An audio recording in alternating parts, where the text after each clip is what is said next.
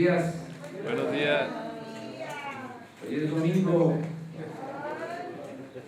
Les invito, porque vamos a estar en mesa a las 11 y luego les invito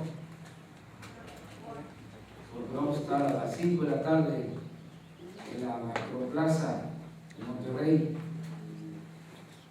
¿Nos va a acompañar? Sí, nos acompañan compañeros de ustedes que van a acudir. Y les agradecemos mucho, tanto a ustedes como a los que van con nosotros a la gira. El día de hoy vamos a proponer que todo lo que estamos pensando en cuanto al apoyo de la pequeña y de la mediana empresa, desde luego es una síntesis de nuestra propuesta general, pero es muy importante el apoyar a la pequeña y a la mediana empresa. En razón de eso, les informo que habrá una política de Estado para atender el desarrollo de la pequeña y de la mediana empresa. Las razones son muchas, entre otras, la pequeña y la mediana empresa, sea industrial, agropecuaria, de servicio,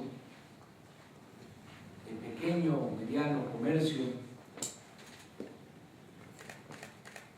generan el 90% de los empleos en el país. Esto debe quedarnos muy claro. La pequeña y la mediana empresa es la que más empleos ocupa en México y no ha tenido el apoyo que necesita. Son de los cambios que vamos a llevar a la práctica. No solo vamos a estar mirando hacia la punta de la pirámide en lo que es la actividad productiva, como ha sucedido, que solo se atiende a las grandes corporaciones empresariales. Nosotros vamos a apoyar a las grandes corporaciones empresariales, pero también y sobre todo se va a apoyar a la pequeña y a la mediana empresa. Repito, es la que más mano de obra genera en el país. Será prioritario alentar la creatividad y la vocación productiva de los mexicanos. Yo recorro todo el país y hay muchas pequeñas, medianas empresas heredadas por generaciones en todo el territorio. Hay pequeños talleres, empresas familiares que sin ningún apoyo gubernamental se dedican a la elaboración de muebles,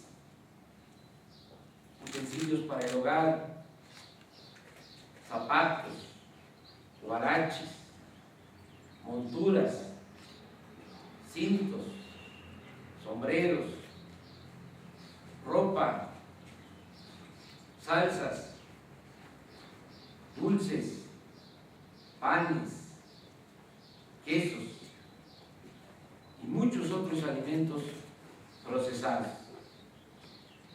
Hay infinidad de talleres de reparación.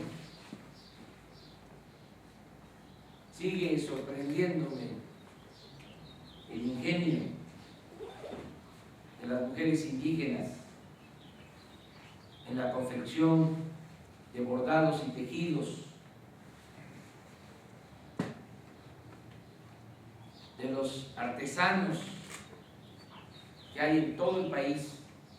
En particular, pongo el ejemplo de artesanos de Orinalá, en Guerrero, o de Zacualco, en Jalisco, que hacen los equipales, y de muchos otros que son creadores de verdaderas obras de arte. Es una gran riqueza que tiene nuestro país en sus artesanos, herederos de una cultura milenaria. Continúa viva la tradición prehispánica del comercio. Ahí están los mercados que se establecen cada semana en Oaxaca, en Puebla, en Michoacán, en distintos estados del país. Inclusive en algunos de estos mercados todavía se practica el trueque, o los grandes tianguis de ropa y calzado, como el de San Martín Texmelucan, en Puebla, Chiconcuac, San Mateo Atenco, en el Estado de México, y así muchos otros. No olvidemos que gracias a este espíritu emprendedor y de trabajo, mucha gente ha logrado enfrentar y defenderse ante la crisis económica. Es más, si no fuese por esta economía, en particular por la llamada economía informal, muchas veces ninguneada, descalificada. Un día vamos a hablar de eso, que consiste sencillamente en que la gente se busca la vida trabajando en lo que puede para mantener a sus familias. Si no fuese por esa economía informal y por la migración, que también demuestra el espíritu emprendedor de trabajo de los mexicanos, si no fuese por esas dos actividades, se hubiese anticipado el estallido social expresado en inseguridad y violencia que hoy afecta a todo nuestro país. Por eso es estratégico, fundamental, necesario el apoyar a las pequeñas y medianas empresas. Puntualmente doy a conocer cuáles serían estos apoyos. En primer lugar, van a tener energéticos baratos, porque vamos, como lo hemos dicho, a reducir, a bajar el precio de las gasolinas, del diésel, del gas y de la luz. 2, se les protegerá ante precios exagerados de insumos, porque vamos a combatir las prácticas monopólicas. Vamos a combatir las prácticas monopólicas con la competencia. Ya no se protegerá desde el gobierno a los monopolios, como sucede en la actualidad. Esto permitirá que las pequeñas y medianas empresas puedan ahorrar hasta el 10% de sus costos de producción, la competencia va a permitir que puedan pagar menos por insumos, menos por lo que requieren para producir, para ofrecer sus servicios. 3. Contarán con créditos baratos, sin burocratismo y con bajas tasas de interés. 4. Se va a eliminar el IETU y esto va a apoyar mucho a la pequeña y a la mediana empresa. Es un nuevo impuesto que no solo afecta a la pequeña y a la mediana empresa, sino que les genera muchos gastos y pérdida de tiempo en todo lo que significa la elaboración de papeles y trámites para cumplir con el pago de este impuesto. Tienen que contratar despachos de contadores, destinan hasta el 5% de sus ingresos para pagar asesoría en materia fiscal, en lo que tiene que ver con el IEP. 5. Se protegerá a las pequeñas empresas de prácticas desleales del comercio internacional. En particular, se va a proteger a la industria textil y del calzado. Vamos a revisar los tratados comerciales, esto que se ha venido autorizando de permitir la entrada indiscriminada de productos de origen chino y que afecta mucho a pequeños, medianos empresarios quienes tienen talleres de ropa y de calzado. En suma, nuestro gobierno va a evitar la mortandad de negocios y va a apuntalar toda la actividad productiva. En particular, vamos a apuntalar a proteger a la pequeña y a la mediana empresa. Esto es lo que puedo comentarles el día de hoy.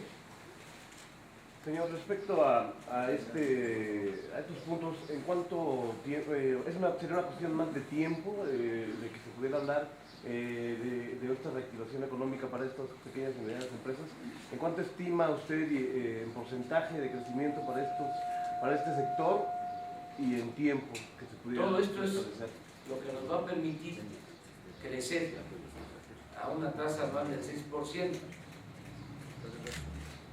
No es la apuesta a una sola acción, sino a varias acciones. Diversificar el apoyo a la actividad productiva. Por ejemplo, se va a apoyar la industria de la construcción. Y esto va a reactivar la economía y va a generar empleo. Pero también vamos a rescatar al campo para lograr la autosuficiencia alimentaria. Y esto también suma al crecimiento económico y a la generación de empleo. Se van a hacer proyectos de desarrollo, sobre todo se van a llevar a cabo proyectos de desarrollo regional. Ayer anuncié lo del tren bala de Cancún a Palenque. esto también es crecimiento y es empleo. Vamos a apoyar a la pequeña, a la mediana empresa, y esto también va a contribuir a ese propósito de que haya crecimiento y que haya empleo. En fin, son varias acciones, todas dirigidas a reactivar la economía y a crear empleos. Sí, pero me refiero al efecto o el impacto directo que tendría precisamente en las pymes.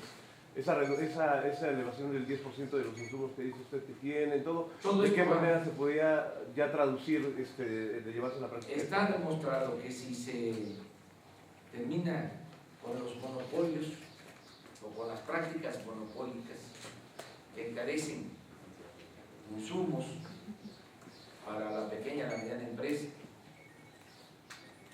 para toda la actividad productiva, nada más eliminando las prácticas monopólicas, se puede crecer 2 puntos del Producto Interno Bruto, nada más con esa decisión.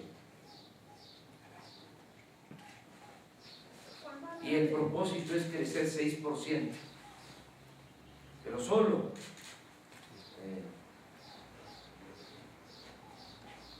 evitando las prácticas monopólicas. Con más competencia puede haber crecimiento. Esto lo tenemos estudiado. Nuestros economistas son muy buenos y no están al servicio de grupos de intereses creados. Tienen hecho ya un cálculo sobre esta situación.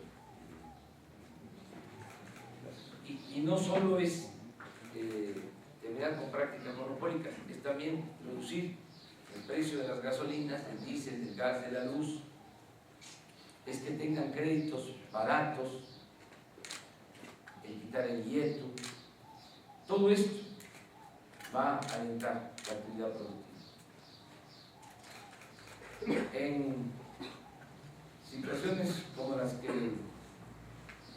padecemos de crisis económica, y cuando se ha agravado esa crisis económica, han desaparecido muchas pequeñas y medianas empresas, pequeños y medianos comercios.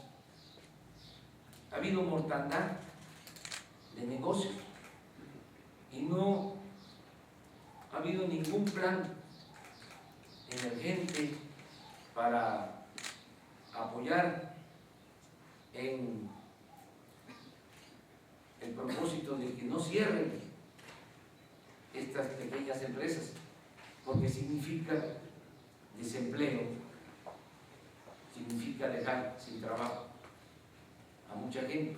Esto no les ha importado, porque los economistas del gobierno solo han estado pendientes de la macroeconomía, no les ha importado la economía real. Y esto es lo que nosotros sentimos va a significar un cambio, porque le vamos a dar seguimiento permanente a las pequeñas y medianas empresas, apoyarlas para que no fracasen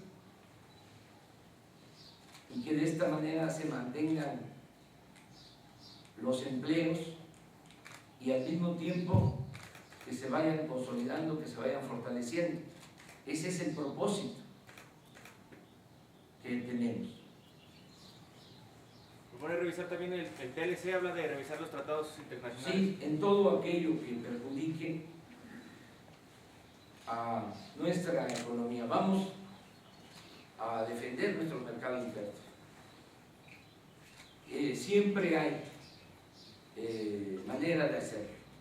¿Pero eso implica echar para atrás el tratado con Estados No Unidos? significa aplicar ciertas cláusulas que hay en los tratados comerciales para revisar prácticas desleales de comercio internacional. Por ejemplo, se abren de par en par las fronteras de nuestro país para que entren productos subsidiados por los gobiernos, y eso no está permitido en los mismos tratados.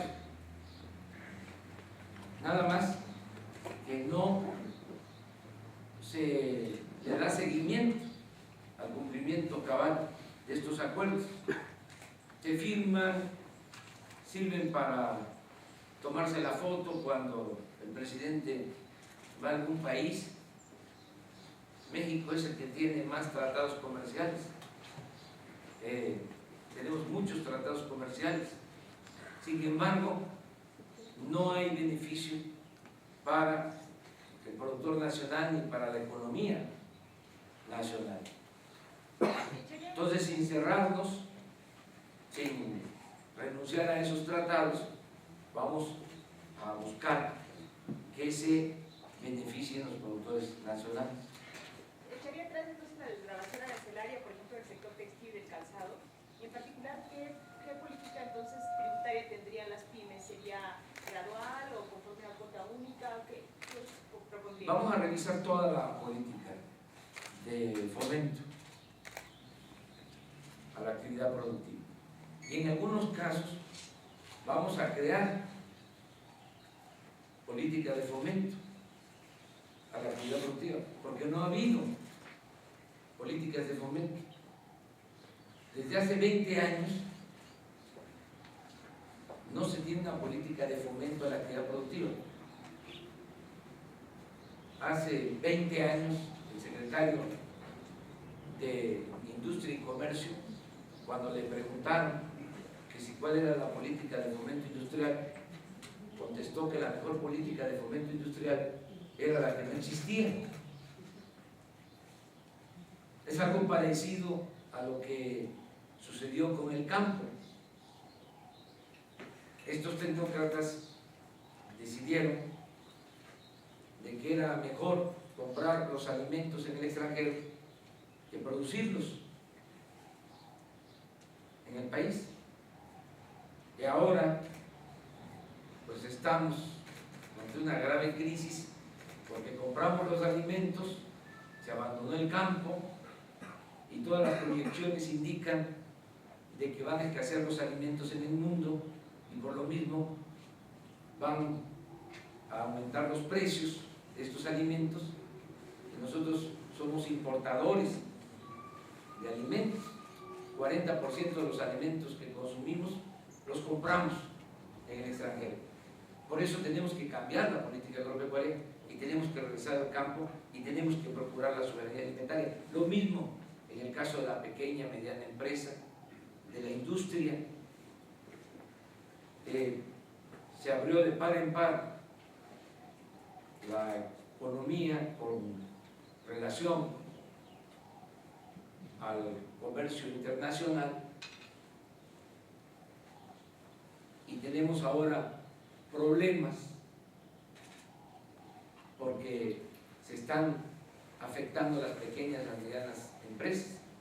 El caso, por ejemplo, del calzado y de la industria textil. Estamos hablando nada más de alrededor de 40,000 familias que viven de la producción de calzado, que están siendo afectadas. Desde luego, no nos vamos a cerrar al mundo, tiene que haber libre mercado, pero en condiciones de igualdad, porque el productor extranjero recibe apoyos, subsidios, créditos baratos de sus gobiernos y el productor en México está abandonado a su suerte. Ayer estaba yo en Playa del Carmen, siempre estoy escuchando a la gente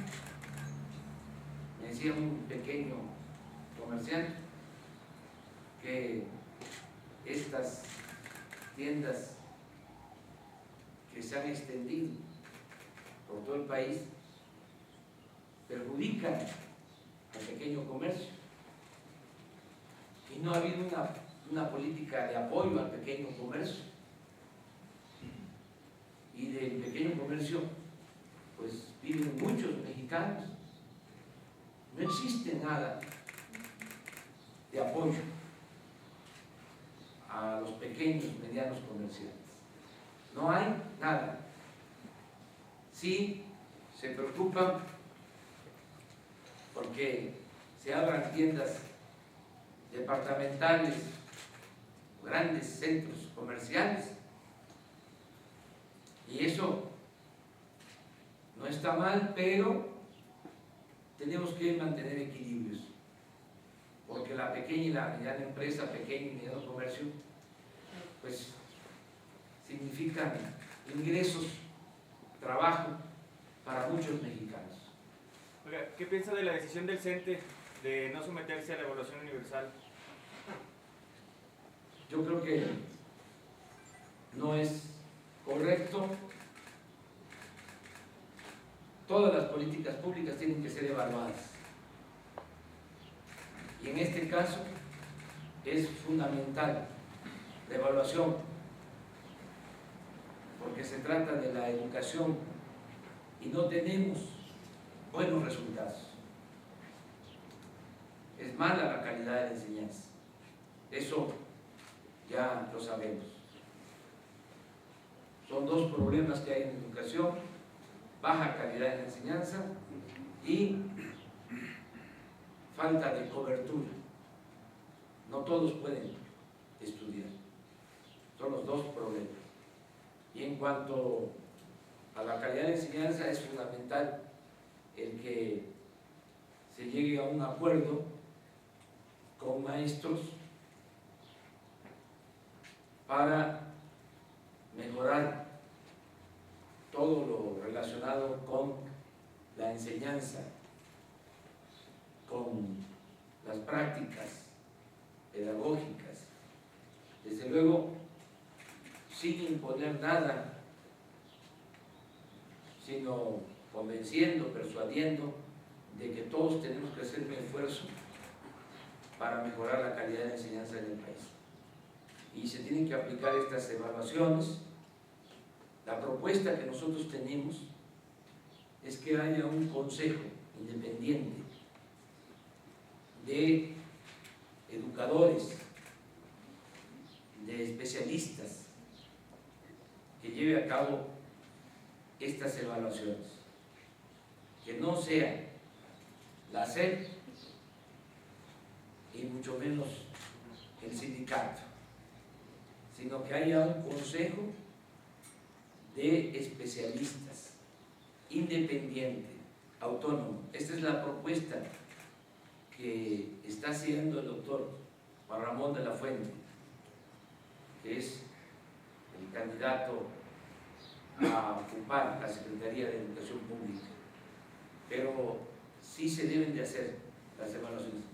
Es muy lamentable que se haga una reunión cerca de donde vive la maestra, lo digo con todo respeto, allá en la frontera, porque ella tiene su casa en San Diego, California, o una de sus casas, y allá se decida que no van a haber evaluaciones.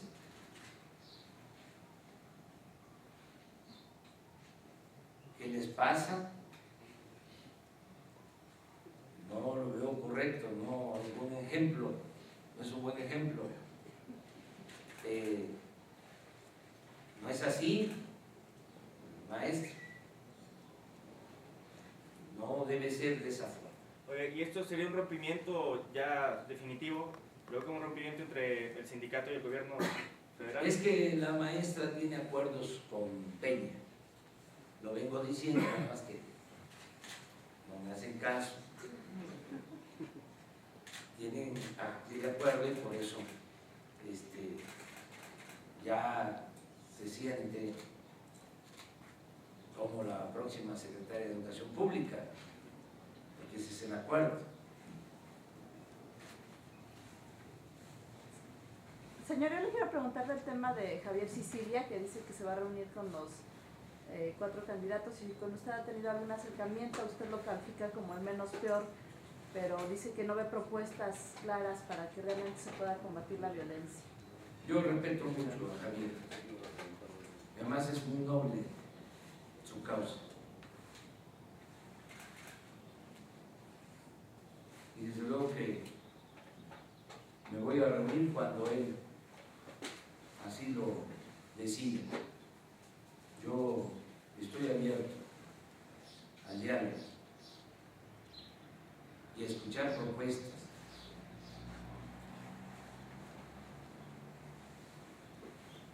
Él habla de una ley ciudadana que ya incluso fue elaborada por algunos especialistas de la UNAM. ¿Usted se lo tomaría esto para incorporarlo como parte de su plataforma? Hay muchas propuestas. Acabo de estar con Alejandro Martín. Bueno, a ustedes les consta, hicieron ellos propuestas. Otros ciudadanos también tienen propuestas. Desde luego, Javier, el grupo que lo ha venido apoyando, respaldando, son gentes inteligentes, sensibles, serias. Desde luego que vamos a escuchar todas las propuestas. ¿Y qué piensa de que dice que Peña Nieto es el peor de todos y usted es menos peor? Pues es Javier. Es Javier.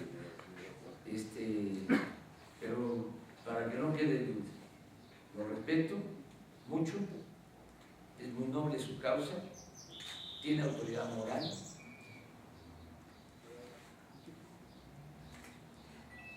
No es capaz de utilizar un asunto tan delicado, serio, doloroso, con propósitos políticos, electorales o de cualquier índole. Por eso merece respeto. Siempre lo vamos a respetar. Sí quiero convencerlo de que no hay que anular el voto. Señor, yo quisiera De que preguntarle. hay que votar. Es la única vía para que se den los cambios en el país. Respetando su punto de vista, quiero que conozca mis argumentos. Si no se vota, si no se participa, se está apoyando de manera indirecta, sin que se lo propongan, como es este caso, al mismo régimen.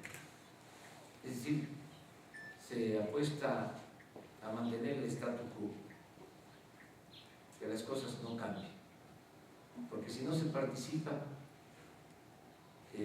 son los partidos del régimen los que se benefician. Entre menos participación ciudadana hay, más se ayudan los partidos del régimen, que son los que tienen aparato, dinero y clientela.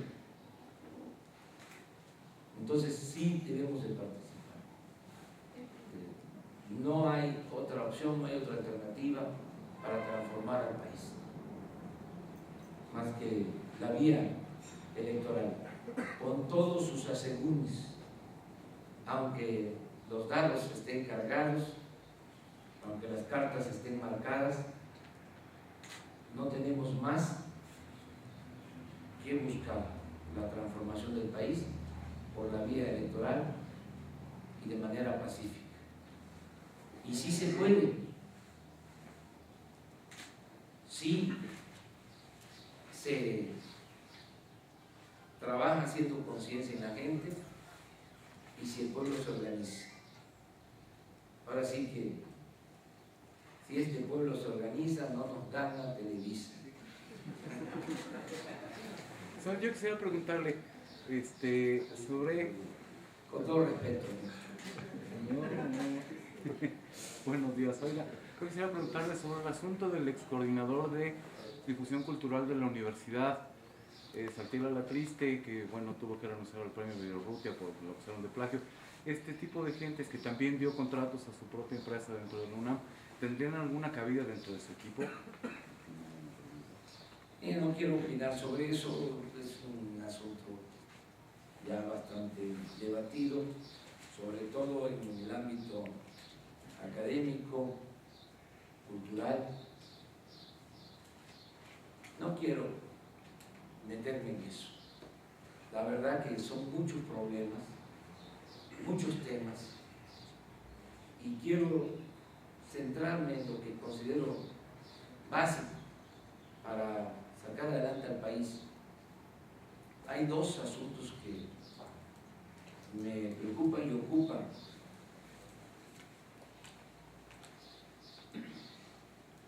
La falta de trabajo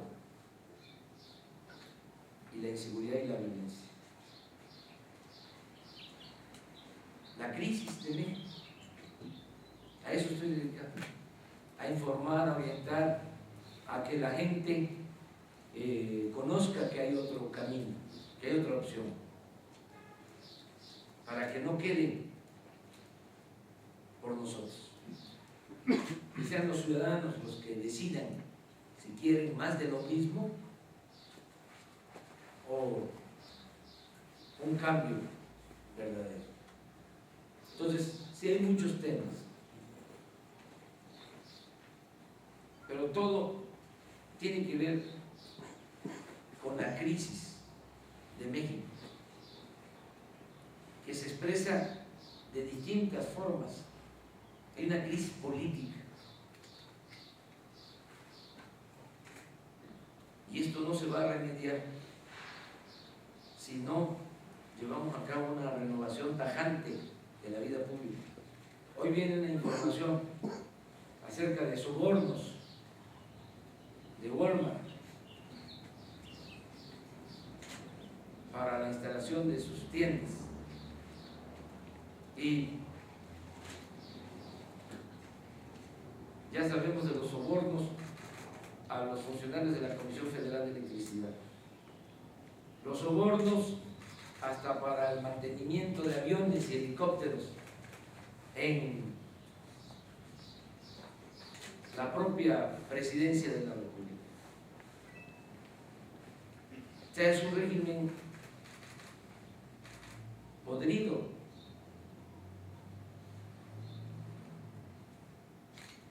Es una inmundicia. Y esto solo se puede resolver con un verdadero cambio, con una transformación. Y esto es lo que estamos haciendo. ¿O ustedes creen que si sigue el mismo régimen vamos a encontrar la salida? No. Como dicen los jóvenes, esto ya tronó, ya se pudrió, es un régimen caduco de corrupción, de privilegios. Entonces hay que buscar cambiarlo, y ese es el propósito que tenemos. Muchísimas gracias.